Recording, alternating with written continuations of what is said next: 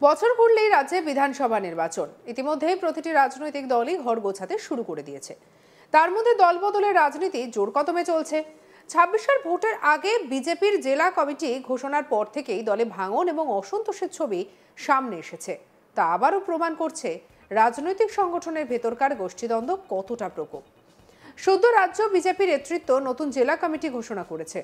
তবে ঘোষণার পরেই কর্মীরা তীব্র ক্ষোভে ফেটে পড়েন। আর তারপরে দলীয় কার্যালয়ে তালা লাগিয়ে নবনির্বাচিত সম্পাদককে অপসারণের দাবিতে বিক্ষোভ দেখান। আর তাতেই বিপাকে পড়েছে গেরুয়া শিবির।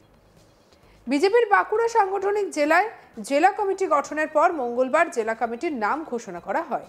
দেখা যায় ওই জেলা কমিটিতে শুধু স্থান পাওয়াই নয়, জেলা কমিটির সম্পাদক হিসেবে স্থান পেয়েছেন রানীবাঁধের দুঃখী রানী মুদি। আর এতেই রানীবাঁধ এলাকায় থাকা বিজেপি নেতা কর্মীদের মধ্যে ক্ষোভের পারদ চড়তে শুরু করে। বিজেপির রানীবাঁধ 2 নম্বর মণ্ডলের নেতা এবং কর্মীদের মধ্যে ক্ষোভের মাত্রা এতটাই বেড়ে চলে যে ওই মণ্ডলে দলীয় কার্যালয় তালা দিয়ে প্রকাশ্যে বিক্ষোভ দেখাতে শুরু করেন স্থানীয় মণ্ডল সভাপতি থেকে শুরু করে বিজেপি কর্মীরা। তৃণমূলের নাজলে বাড়ি দুঃখী মুদি দূর হাটাও, দূর হাটাও, দূর হাটাও। তৃণমূলের নাজলে বাড়ি দুঃখী মুদি দূর হাটাও, দূর হাটাও, দূর হাটাও। জেলা কমিটির স্থান দিল কেন বিজেপি? জবাব দাও, জবাব দাও, জবাব দাও। জেলা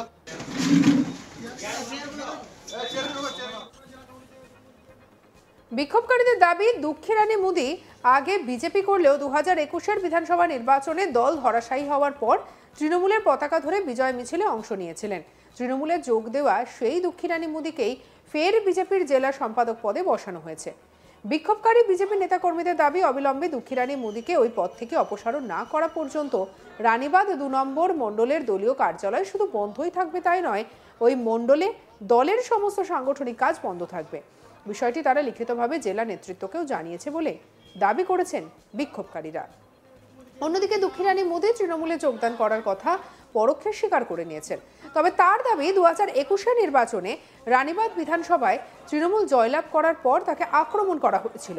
সেই আক্রমণের হাত থেকে বাঁচতে তিনি সে সময় তৃণমূলের পতাকা ধরেছিলেন। তবে তার দাবি, তিনি কোনোদিন তৃণমূল করেননি। কি বলছেন দুঃখী রানী মুদি, শুনবো। অসম্ভব, আমি কখনোই করিনি।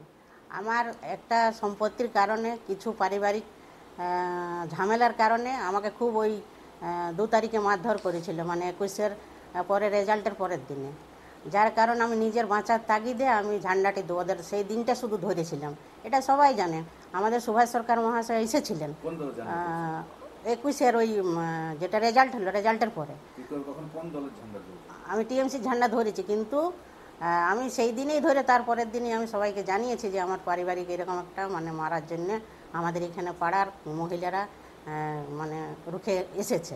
কিন্তু যার কারণে আমি বাঁচার জন্য ওই দিন আমি ঝান্ডাটা ধরতে বাধ্য হয়েছি। কারণ যা চলছে তাতে করে আমার মনে হয়েছে যে আমাকে আগে টিকে থাকতে হবে, তারপরে দলের কথা ভাববো। এই জন্য আমি ওই দিন একদিনের জন্য ঝান্ডা ধরেতে, তারপরে যদি কোনো মানুষ দেখাতে পারে যে এই মানুষটা এই দলটা করেছে, তাহলে কিন্তু আমি রাজনীতি ছেড়ে দেবো। না, ওই দিন আমি মিছিলে আমি ঝান্ডা ধরেছি সেদিন। এইটাই ওদের মানে পিছনে বলার কথা। কিন্তু সবাই জানে ব্যাপারটা, আমার ব্যাপারটা, যে বাঁচার তাগিদে উনি এইটা করেছেন। তাছাড়া তো কোনো উপায় ছিল না।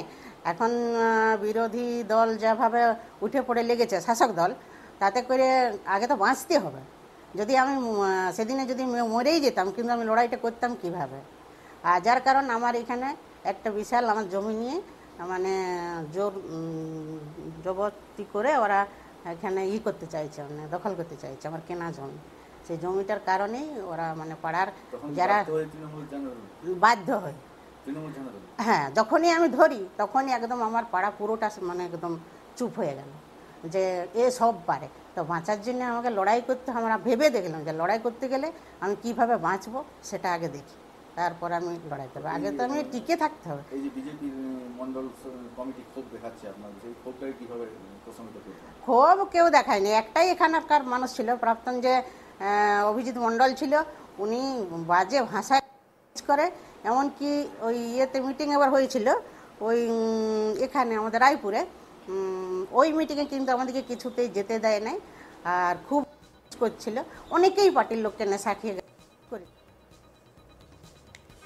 এই ঘটনায় দলের নেতাকর্মীরা জানান দুঃখীরানী মোদী 2021 সালের ভোটে বিজয় মিছিলে তৃণমূলের সঙ্গে পা মিলিয়েছিলেন। এখনো তিনি তৃণমূলেই আছেন। তাকে জেলা কমিটিতে জায়গা দেওয়ার জন্য দলের কর্মীরা ক্ষুব্ধ হয়েছে। ওনার অবিলম্বে দল থেকে বাদ দিতে হবে, তা না হলে দলের ক্ষতি হবে। কি বলছেন অভিজিৎ মণ্ডল, শুনবো। কালকেই জেলা কমিটি ঘোষণা হয়েছে। সেই জেলা কমিটিতে দেখলাম দুঃখীরানী মোদী একজন আগেও তৃণমূল করেছেন এবং 2021 সালে ভোটে উনি বিজয় মিছিলে তৃণমূলের সাথে ছিলেন, এখনও আছেন। সেরকম একজনকে জেলা কমিটিতে জায়গা দেওয়ার জন্য রানীমাদ মণ্ডল 2 এর সমস্ত কার্যকর্তা, বুথ সভাপতি, BLA 2 থেকে শুরু করে শক্তি প্রমুখ থেকে শুরু করে আমাদের পঞ্চায়েত মেম্বাররা শুরু করে তারা সবাই বিক্ষুব্ধ হয়েছেন যে ওনাকে অবিলম্বে এই দল থেকে বাদ দিতে হবে। যদি বাদ না দেয়, সামনেই আমাদের বিধানসভার ভোট, তাতে দলের ক্ষতি হবে এরকম ব্যক্তিকে দলে রাখলে। তাই আমাদের সবারই একটাই দাবি, যাতে দুঃখীমুদীকে অবিলম্বে বাদ দেওয়া হয়।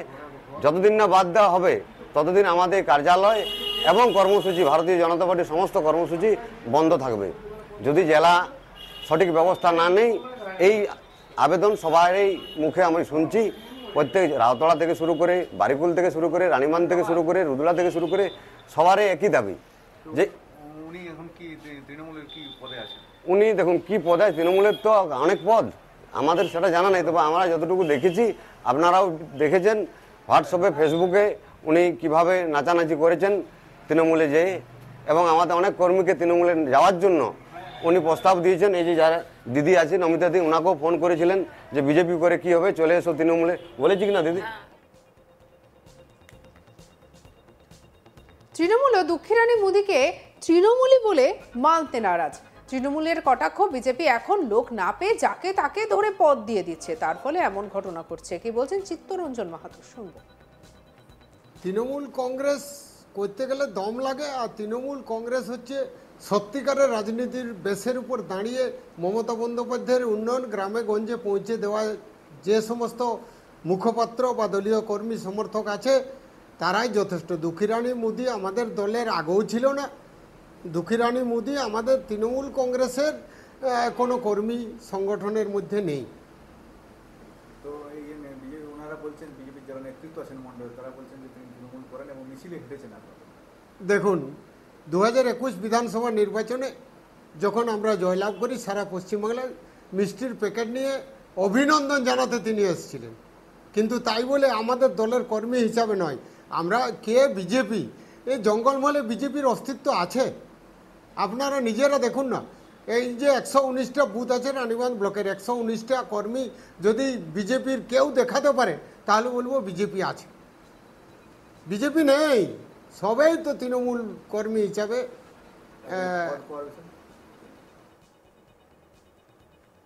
সঙ্গে রাখুন আজ তাক বাংলাকে। অন্যান্য খবরের জন্য লাইক, কমেন্ট, শেয়ার, সাবস্ক্রাইব করতে ভুলবেন না।